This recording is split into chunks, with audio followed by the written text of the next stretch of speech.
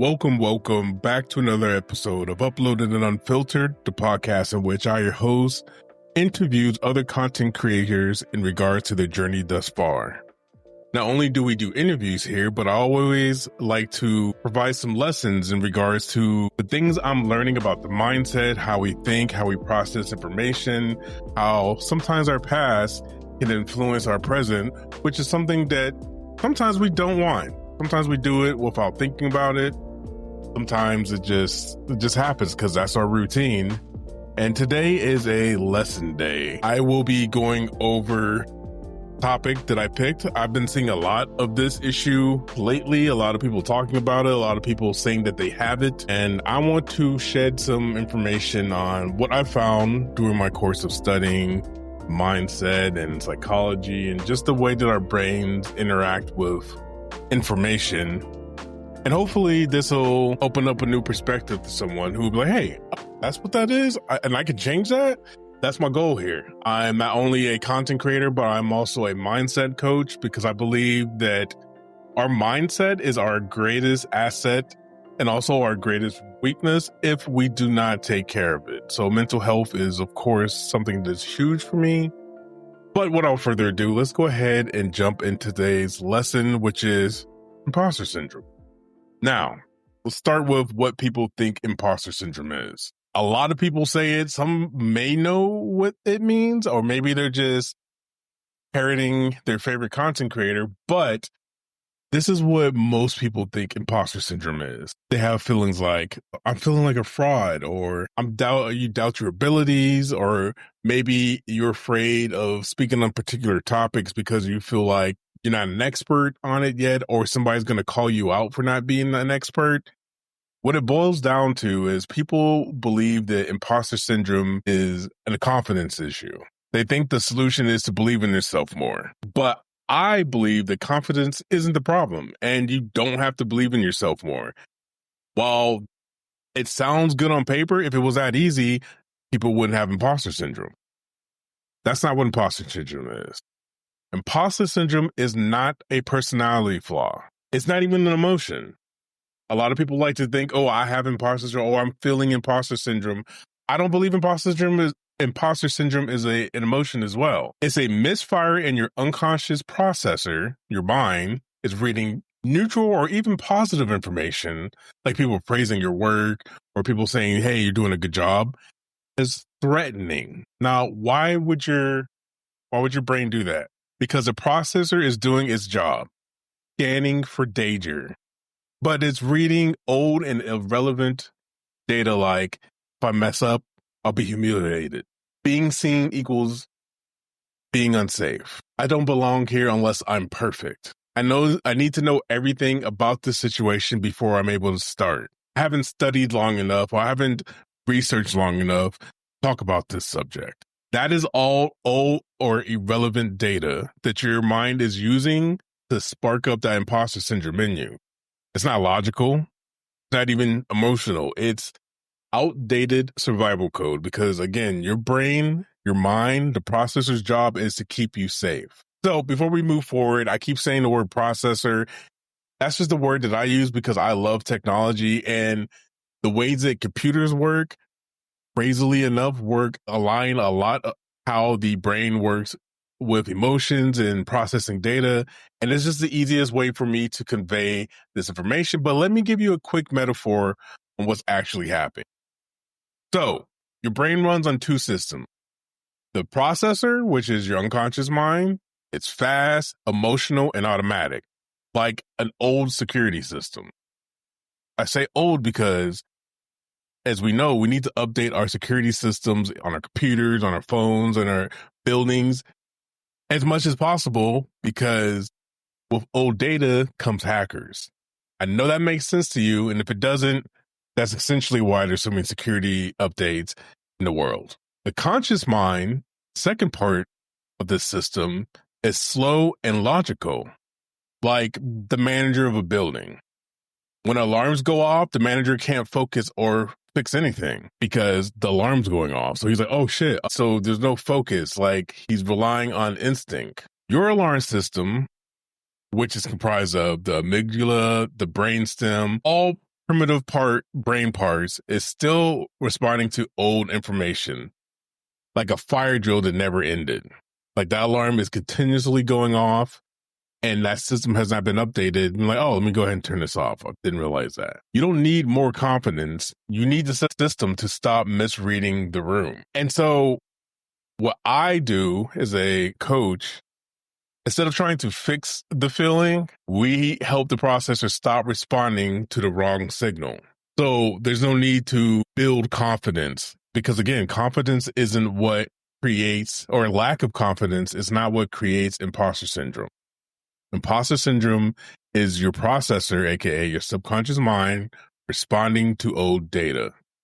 So I don't help you build confidence. I help you clear confusion. Once your processor stops misreading the room, the fraud feeling evaporates.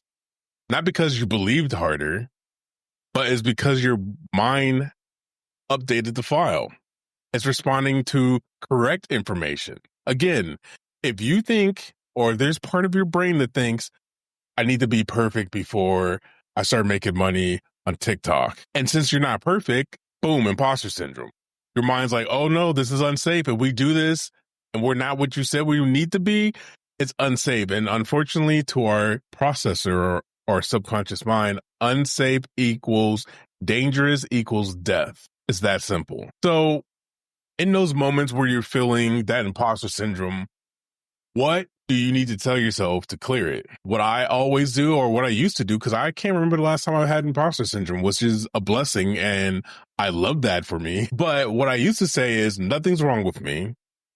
My mind has just been reading the wrong file, reading the wrong data. And that file is already getting cleared. That file is being updated. If I mess up, I won't get humiliated. That's not a true statement. That is someone's thought.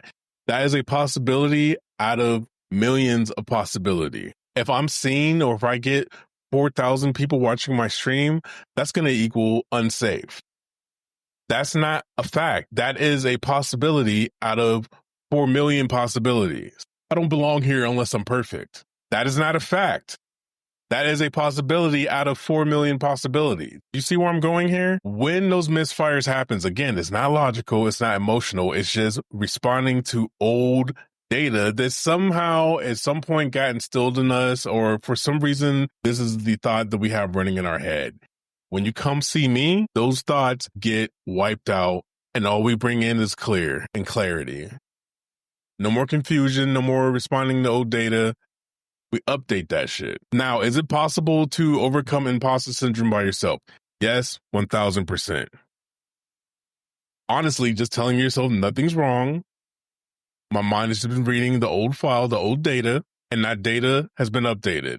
And whatever it is that pops in your head that makes you hesitate before you go live, or makes you think you have imposter syndrome, especially if you are doing something that you've never done in your life. Let's say you got reached out by a brand ambassador reached out to you, or a brand rather reached out to you and was like, hey, we want you to make a video for this product. It's a product you love, never done it before. In some cases, some people will have imposter syndrome because they've never done it before.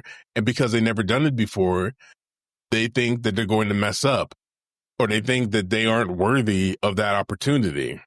But how are you going to get these opportunities if you don't start, if you don't move forward with the ones that show up for you? In those moments, you tell yourself, nothing's wrong with me.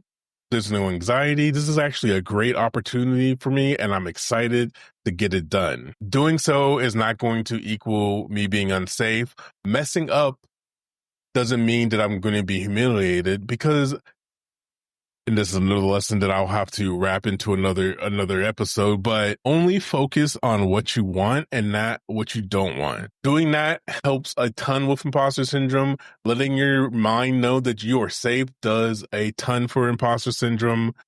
But the overall thing that I want to get out to you is imposter syndrome is not a character trait.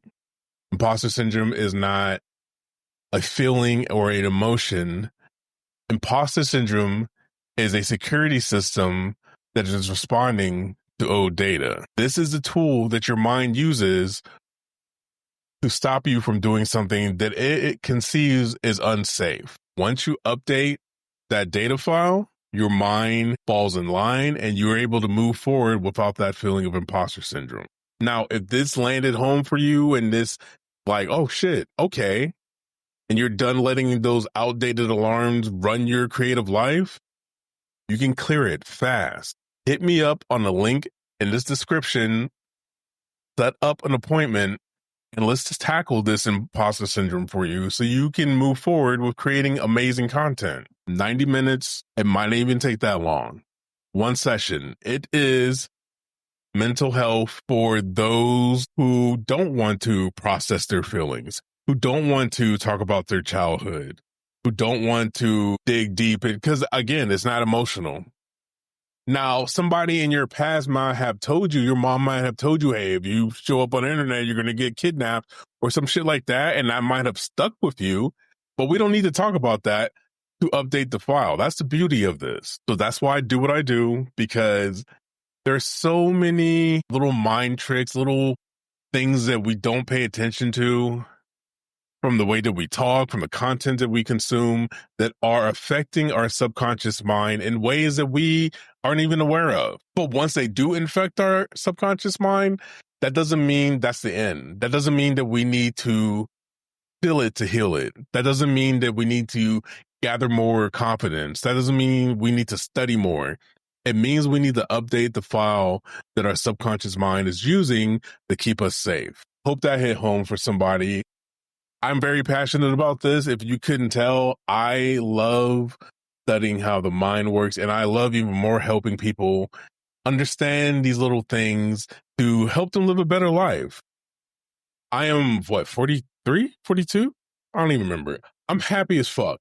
I've never been this happy in my life ever, and I attribute that to paying attention to the content that I consume, paying attention to the way I talk about myself, the way that I think about myself, paying attention to how I respond to what people may cause or people may call roadblocks or things that typically would have upset me in the past. Paying attention to those things and how I respond to them has fundamentally changed my life for the better.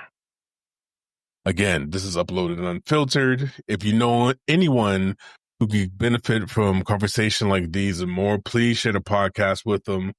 Would truly appreciate it. We are on every podcast catcher of choice.